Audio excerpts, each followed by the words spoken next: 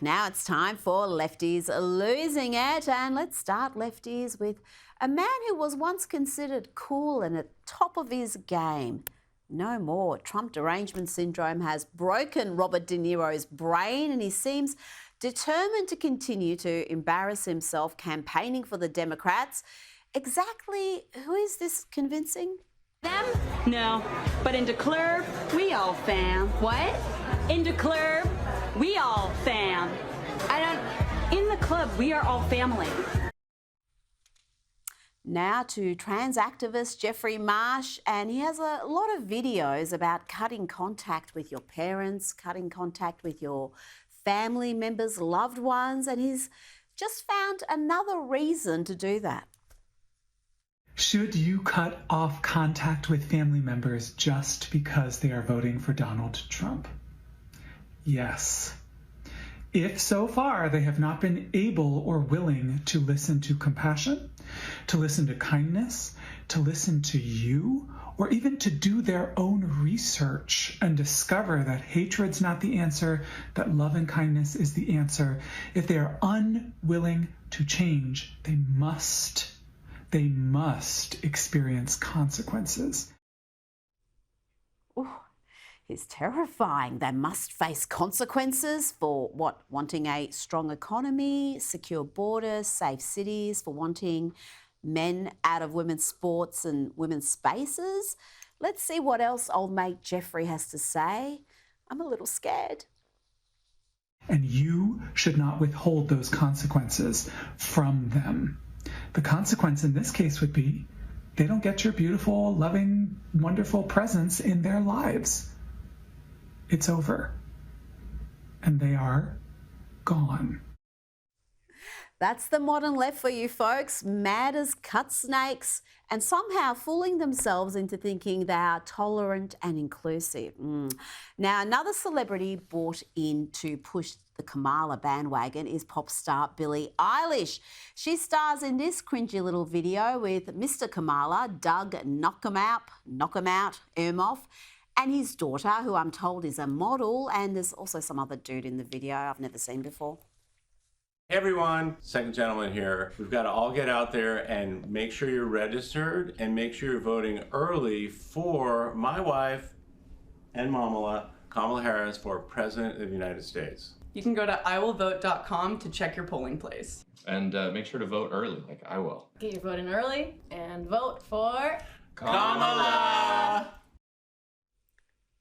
And here is another celebrity endorsement, this time from Lizzo. President, hey! Oh my God, no, thank you. You are so wonderful. Thank you for everything that you're doing. You're fighting for democracy for this country. I know it's hard, but you're so close. You're almost there. We are. And you are a part of it. And I thank you for that. Let's win this. We will, sister. Okay? Come on. And listen here as pop star Lizzo says that voting for the Democrats would turn America into Detroit, and that's a good thing. I'm so proud to be from this city. You know, they say if Kamala wins, then the whole country will be like Detroit.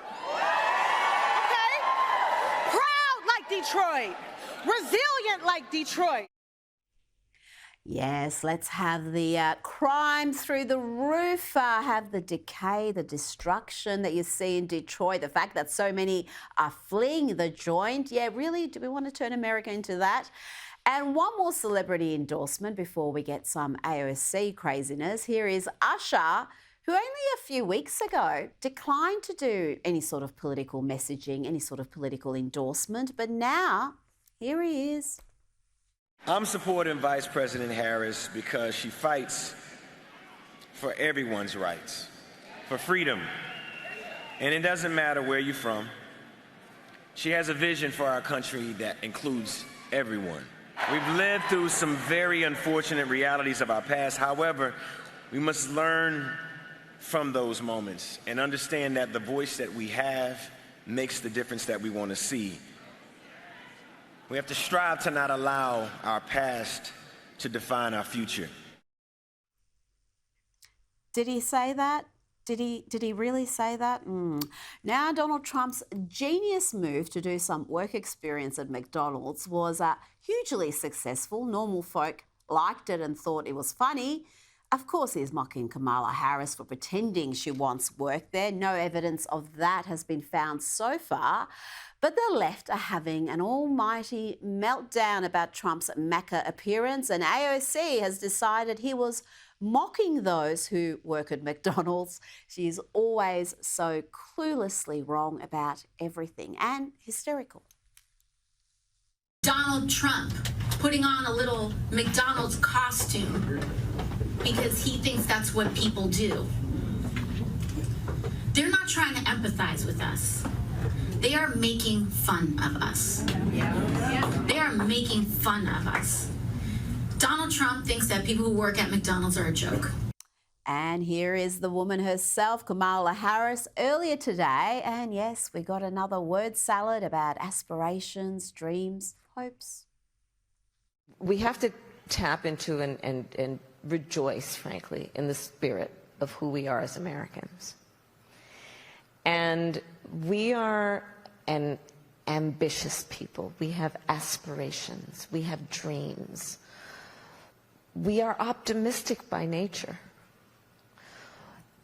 And we, I think, value certain qualities in our leaders. Now, Tim Walz was on The View today, and it was precisely what you'd expect, a softball, boring and at times unhinged affair.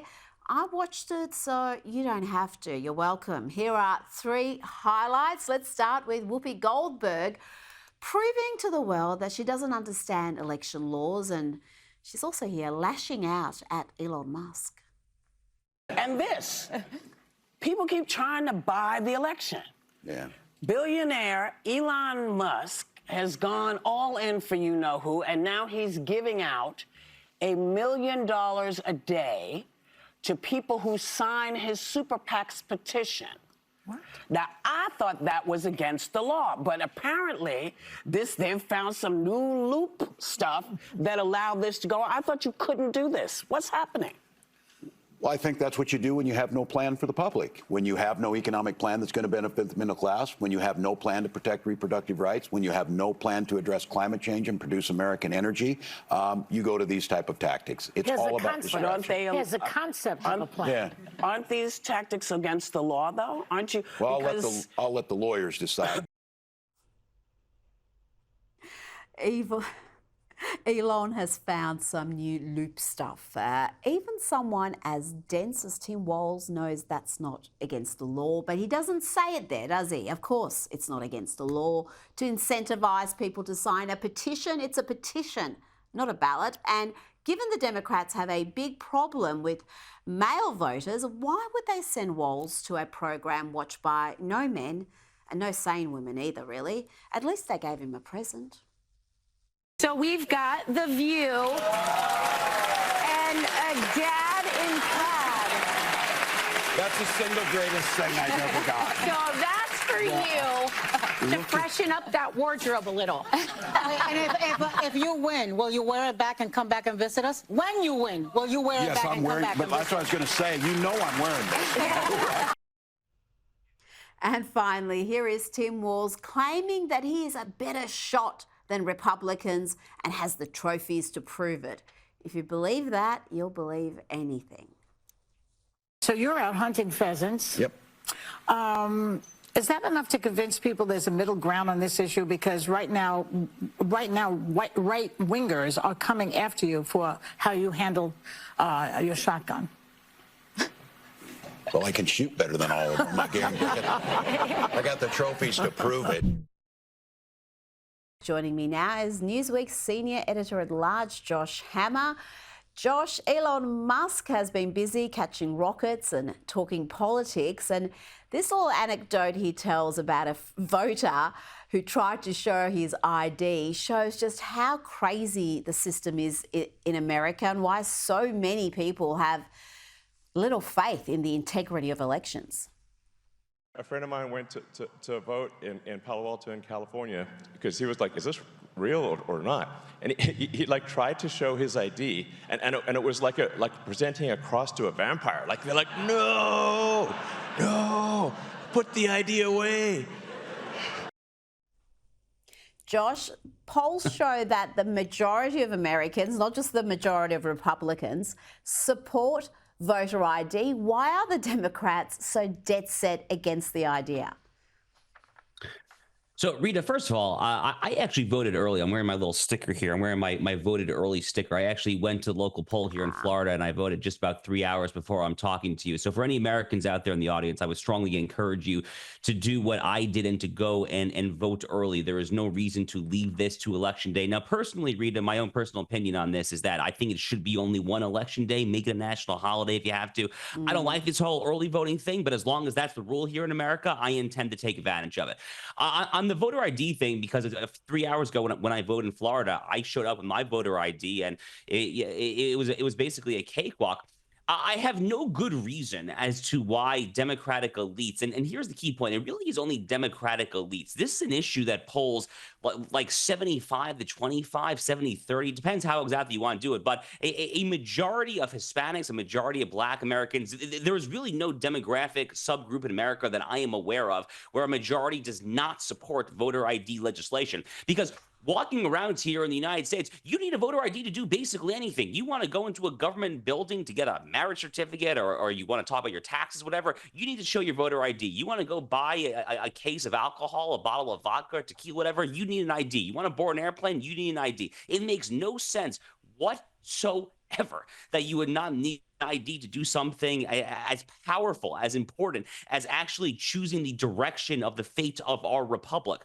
And I can think of no reason, frankly, to oppose this other than that you actually want illegal aliens to vote. You actually want fraud. I have to conclude that actually is the reason, Rita. I'm trying not to be cynical here, but I cannot think of another reason. I just can't. Josh, you're so right.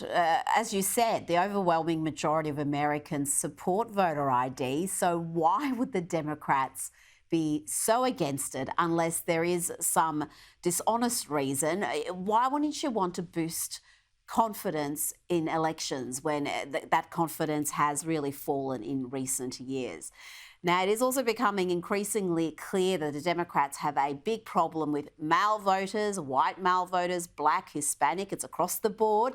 And how are they addressing this issue? Well, they're sending Tim Walz to The View.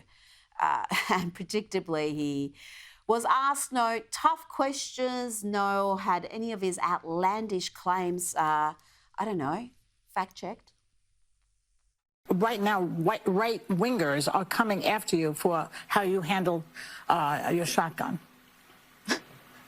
Well, I can shoot better than all of them. I got the trophies to prove it. What do you think? Is this interview going to boost their chances with male voters? And what is the answer to that problem? Because it's obviously one they're grappling with. Yeah, I think for every second that Tim Walz sat down on that set with the not so very fine ladies of The View, he was probably losing testosterone in real time, frankly. So, if they're trying to make inroads with the male voters that they have clearly alienated, by the way, the media, Rita, speaking of the media, they also misrepresent this gender gap here in the 2024 election. They talk all the time about how Republicans have a women problem, and they usually blame it on the abortion issue. They never talk about this. They never talk about the fact that men are going to vote for Trump over Kamala Harris at a historic rate.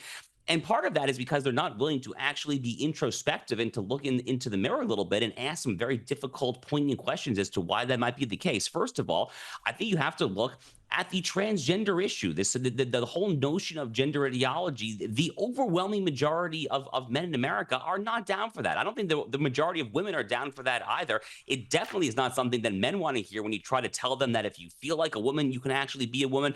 How about just good old school fashioned common sense about trying to instill virtues in men, trying to get men to be protectors of the home, to marry young and to have children and to raise family. You know, all of the great virtues that men who are trained in those virtues have been able to rise to over the centuries.